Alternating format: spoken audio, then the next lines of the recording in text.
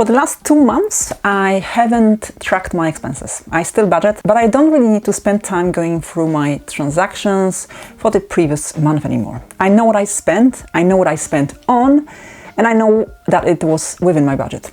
So checking my bank statements stopped being a good use of my time. Now, don't be fooled. It took me years to arrive at this stage of spending awareness. In the beginning of my financial freedom journey, I had no idea where my money had gone. With time, this has changed, and so has my spending. Things I used to budget for, sometimes slowly and sometimes quite abruptly, disappeared from my spending plan.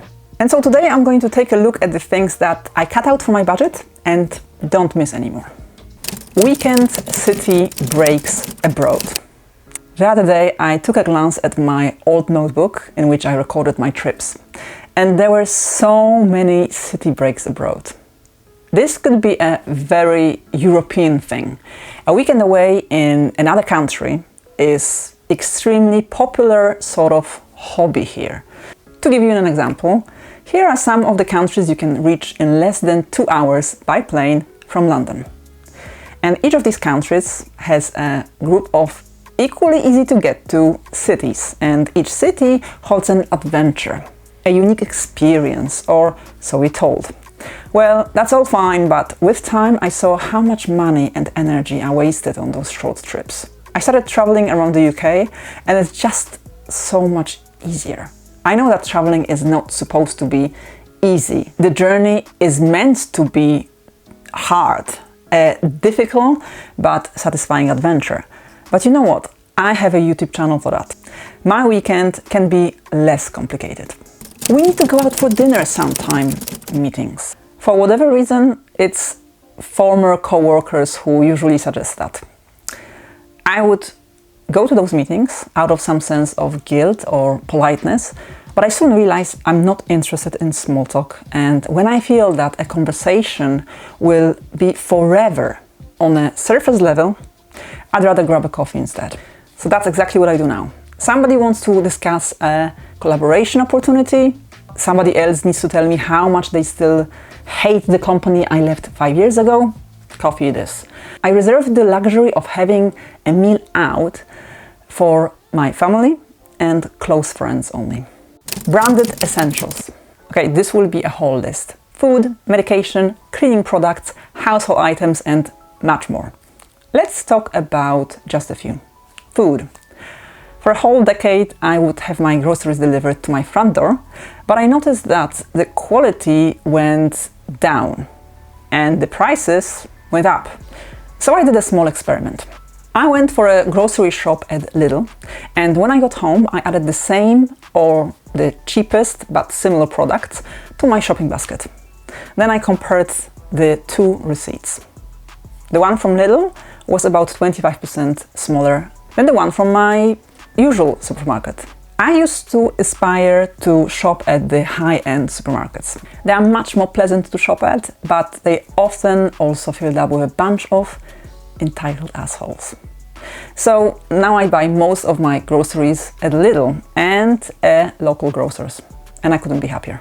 The same goes for branded medication. I just check the ingredients. If they're the same, I'm not paying 4 times more for the same product.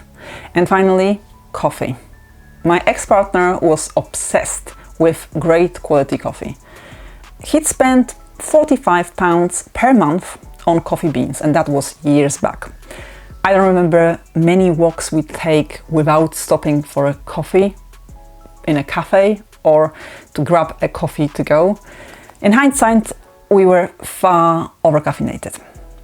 Fast forward a few years and I'm with somebody who never had coffee in their life and is generally not into hot drinks. Okay, I admit I like the ritual of coffee making every morning, but now buy a supermarket brand decaf blend. Cost not even £5 per month.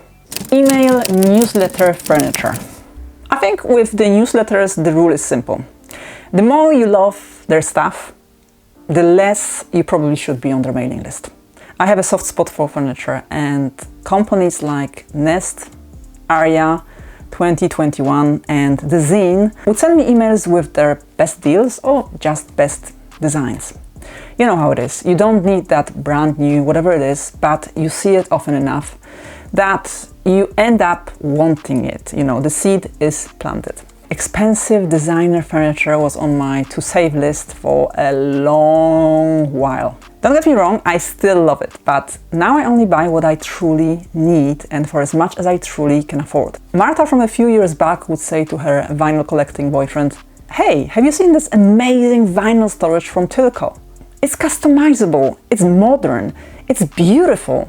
Let's save up for it and make your studio look fantastic." Marta from today would say, "You know what, that Tilco is pretty, but I don't feel like we can justify spending over $5,000 on modern plywood. Get that functional IKEA Kallax for your studio instead." And speaking of IKEA, if you really need to visit the store, please arrive with a shopping list and the exact amount of cash you need to pay for your items. Cheap shoes. My feet are Yeti feet, and for a long time, to compensate for the pride of cool shoes childhood, I'd buy low quality shoes. Not hundreds of pairs of them, but enough to run out of space in my shoe area. Meaning the shoe cupboard under the stairs, not a walk-in closet. The obvious thing with cheap shoes is that they don't last long. To be honest with you, sometimes even the expensive ones don't last long. So maybe the correct way of calling these items is not cheap, but badly made. Anyway, the last pair of boots I really liked had to be resold twice within a month. And since then my resolution has been one: buy nice or buy twice. Necessary impulse buys. Sometimes my needs and wants overlap. When I need a reading lamp, I'm excited because I love reading and pretty lamps. The thing is, it's easy to talk yourself into buying something on an impulse when these two, need and want, cross paths. What I do now is I have what I call my Feeling Rich Fund. It's a list of things that I probably should buy and definitely want to have. Mainly because that would genuinely make me feel that I can afford anything. It's a very simple list. It's an add now, buy later scheme. I keep things on there for at least 30 days to make sure I truly do need and want them. Once an item jumps through this hoop, I buy it or save up for it, depending on the price tag. Here's what my pretty modest list looks like today. Fantasy self-fashion. Do you have a person who is trapped in their own personal Disneyland? In case you're not sure, let me ask you these questions. Do you have boxes of hardly used or completely unused shoes that you bought because you were convinced that one fine day there would be an occasion for you to attend? Or do you have clothes that looked so good on a model, a mannequin, or even a rack that you were sure would make you feel great about yourself, but they ended up feeding moths in your wardrobe instead? I plead guilty to both crimes. Once I bought a wedding dress because it was on sale. It looked surprisingly good on me, and as a friend who shopped with me on that day said, it was an item worth having in one's wardrobe. Yes, we are still friends, but no, we don't go shopping together anymore. I had purple high heels I wore once, because guess what, I absolutely hate wearing high heels. Colorful dresses, geometric jewelry, bold patterns. I bought into a vision of me that was in fact a very poorly executed vision of an army of marketing teams. Not anymore.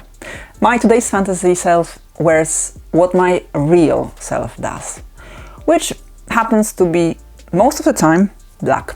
And if there's an occasion for which I do need a special item of clothing, I either don't attend wearing what I already own, or borrow it. Dinner drinks. Alright, most people find it weird, and my boyfriend still teases me about it after 4 years of being together.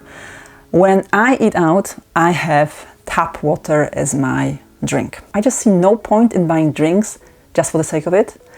I wouldn't have a Diet Coke with my dinner at home, so why would I get one in a restaurant? It just doesn't add to my eating out experience and usually costs at least twice as much as you'd pay for it in a supermarket. The only exception is coffee with a breakfast out. I know, I'm no saint. Must-have skin products. My fellow students in secondary school would sell Avon cosmetics, and I loved flicking through those glossy catalogs and waiting for my orders. This trend of buying skincare pretty much in bulk continued for many years until I gradually came to terms with the fact that a good diet, good amount of sleep and exercise, and staying hydrated combined with no smoking and not doing drugs and drinking alcohol do much more for my skin than any type of must-have product. So I changed, and now I only buy the simplest stuff with ideally a small list of ingredients and a high sunscreen factor. It seems to work, and it makes my life again much simpler. Alright guys, so these are the things that I cut out from my budget and honestly don't miss for a second.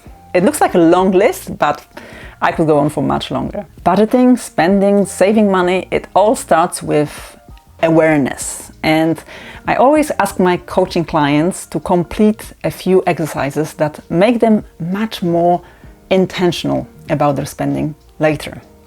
If you live paycheck to paycheck or don't know where your money is going and feel ready to tackle your spending in a constructive but also non-judgmental way, check out my coaching programs on my website. I'll be happy to help. For now, thank you very much for watching this video. Enjoy whatever you're doing after, and I will see you soon.